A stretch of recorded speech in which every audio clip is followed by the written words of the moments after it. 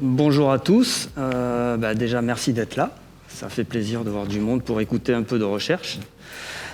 Donc, je suis directeur de recherche CNRS au LISM, comme l'a dit Mila.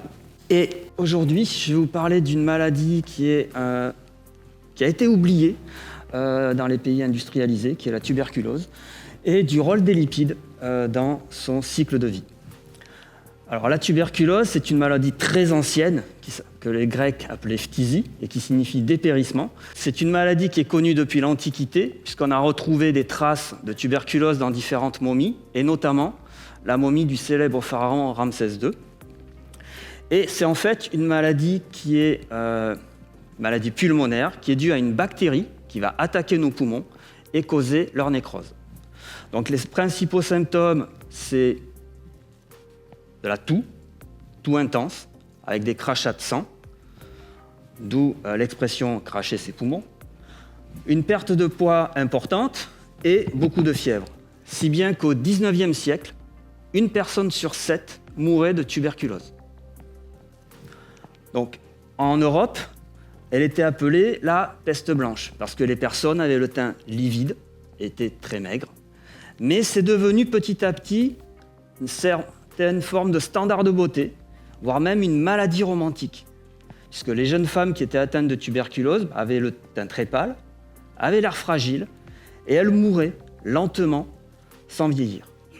Or, cet idéal a inspiré de nombreux écrivains, dont Alexandre Dumas fils, pour son célèbre roman « La Dame aux camélias », qui raconte la vie d'une célèbre courtisane parisienne, Marie Duplessis, qui est morte de la tuberculose à l'âge de seulement 23 ans. En dehors de cet idéal un peu controversé, au lendemain de la Première Guerre mondiale, la tuberculose faisait d'énormes ravages en France et en Europe, notamment chez les enfants, puisque un enfant sur 8 mourait de tuberculose. Et il va falloir attendre l'année 1921 et le travail acharné de 2 médecins, Albert Calmette et Camille Guérin de l'Institut Pasteur, qui, après 13 années de recherche, ont fini par découvrir un vaccin, le fameux vaccin du BCG, pour bacille de Calmette et Guérin, qui a été administré pour la première fois en juillet 1921 et a permis de sauver un grand nombre de nourrissons. Donc, devant la très grande efficacité de ce vaccin, il est devenu obligatoire en France à partir des années 1950. Et je pense que dans la salle, en dehors de moi, d'autres personnes doivent être vaccinées par le BCG, j'imagine. Oui? Non? Voilà, une grande majorité. Malgré cela, dans les années 2000, suite au recul des cas de tuberculose en France, à une efficacité controversée du vaccin et à des effets secondaires, vous avez tous entendu parler de BCG, des abcès suite à l'injection du vaccin, eh bien tout cela a conduit le gouvernement de l'époque à suspendre l'autorisation vaccinale en août 2007. Donc le BCG n'est plus obligatoire, mais fortement conseillé pour les personnes qui vont dans les pays à risque.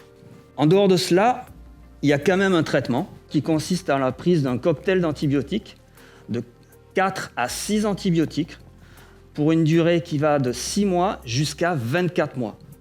Donc ce n'est pas quelque chose d'innocent. C'est un traitement qui est lourd, qui est contraignant, avec sur le long terme des effets secondaires non négligeables, et pour une efficacité qui varie entre 63 et 88% en fonction des cas.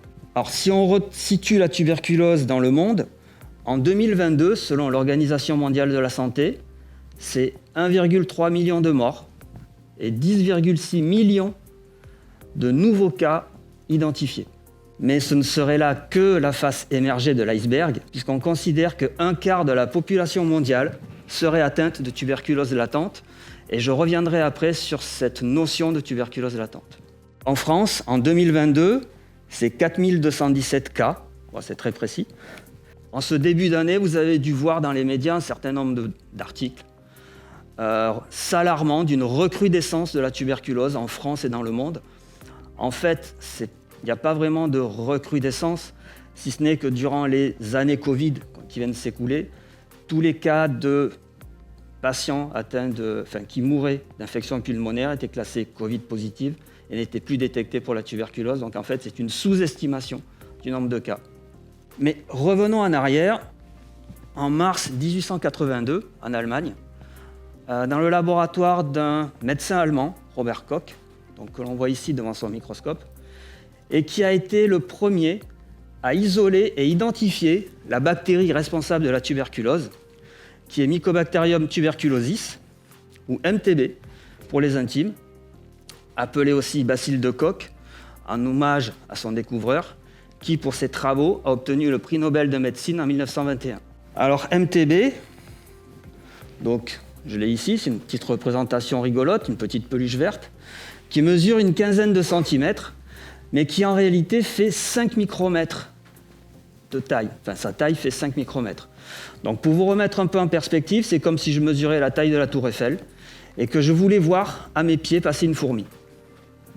Donc ça vous donne un petit peu l'échelle. Alors, est-ce que vous avez une idée de comment se transmet MTB d'individu à individu? Voilà, exactement. Tout comme la Covid, une personne qui est malade, qui est infectée, en parlant, en toussant, va émettre des aérosols contaminés qui, une personne saine va les inhaler et va devenir elle-même contaminée.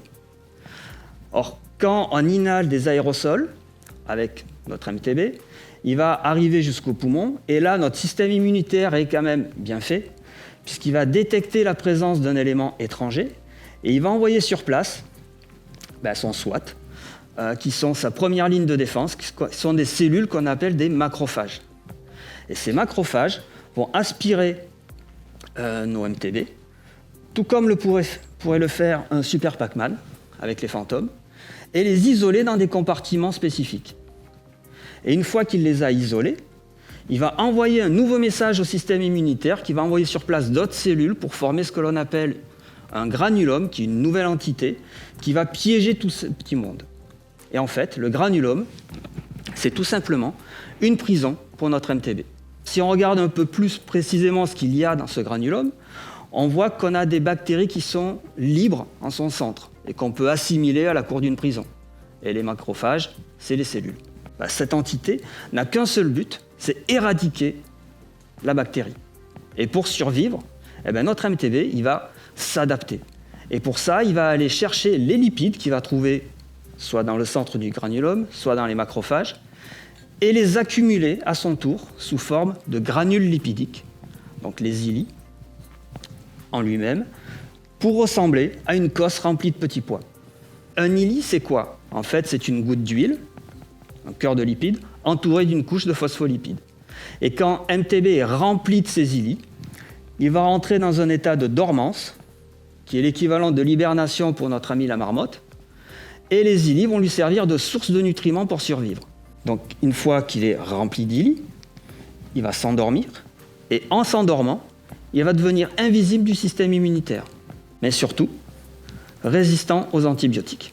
Et c'est l'ensemble de ces phénomènes qu'on appelle une tuberculose latente. Pour le patient, qu'est-ce que cela implique? Donc on a le MTB dans les poumons qui est en train de dormir tranquillement dans sa prison. Le patient, lui, est non symptomatique et non contagieux. Maintenant, si vous vous souvenez, je vous ai dit tout à l'heure qu'on estimait qu'un quart de la population mondiale était atteinte de tuberculose latente. Donc c'est une véritable bombe à retardement. Car en cas de chute, de baisse du système immunitaire, une personne qui déclenche un diabète, qui fait de l'obésité, qui a fait une grosse grippe, voire un Covid, un sida, eh bien, MTB est capable de se réveiller, de s'évader et de redéclencher une tuberculose active. Le patient va avoir tous les symptômes et surtout il va être contagieux. Et c'est là que nous intervenons dans notre équipe, puisque un de nos axes de recherche est justement de trouver des moyens de lutter contre les tuberculoses latentes. Et pour cela, on essaie de mieux comprendre comment se forment les ilis et plus précisément quels sont les acteurs, qu'on appelle des enzymes, qui sont impliqués et responsables de leur formation. Car si on arrive à les identifier, bloquer leur activité, on va donc empêcher ces ilis de se former. On va avoir un MTB qui est tout vide, donc une cosse sans petit pois, qui va être un MTB qui va être éveillé. On va l'empêcher de s'endormir et d'entrer en dormance. Et donc, on pourra l'éliminer plus facilement. Donc pour faire cela, au laboratoire, on a mis au point un système à la paillasse qui nous permet de faire accumuler des ilis à nos bactéries. Et dans ce système, on va rajouter ce que l'on appelle une sonde moléculaire, qui est en fait une molécule qu'on a synthétisée au labo, et qui a la particularité de rentrer dans la bactérie et de se retrouver, de réagir avec les enzymes qui sont soit sur les ilis ou à leur périphérie, et qui sont donc implicitement impliqués dans leur formation. Alors maintenant qu'on a fait réagir notre sonde, qu'elle s'est liée aux enzymes, qu'est-ce qu'on fait ? En fait, on a utilisé une technique qui s'appelle la chimie clique, et pour laquelle 3 chercheurs ont obtenu le prix Nobel de chimie en 2022, et qui consiste à faire réagir une sonde avec un appât et les clipser entre eux de façon spécifique. Donc en utilisant cette technique, on a designé des appâts qui nous ont permis, comme une canne à pêche en fait, d'aller récupérer les enzymes qui ont réagi avec nos sondes et qui sont clipsées aux appâts. On a pu identifier 65 enzymes potentiellement impliquées dans la formation des ilis. Sur ces 65, on en a validé 5, c'est pas beaucoup, mais c'est déjà ça, qui entraîne une réduction de 40 à 50%, soit de la taille, soit de la quantité des ilis. Alors c'est une première étape, le chemin est encore long. On est en train d'étudier plus précisément ces enzymes pour voir si on arrive à obtenir des cibles thérapeutiques et voir si on n'a pas de meilleures cibles. Tout ça pour arriver, à terme, à lutter et à empêcher l'entrée en dormance de MTB. Alors juste pour finir, je voudrais remercier l'ensemble des personnes qui ont participé à cette étude, donc les membres de l'équipe, tous nos collaborateurs et vous pour votre attention.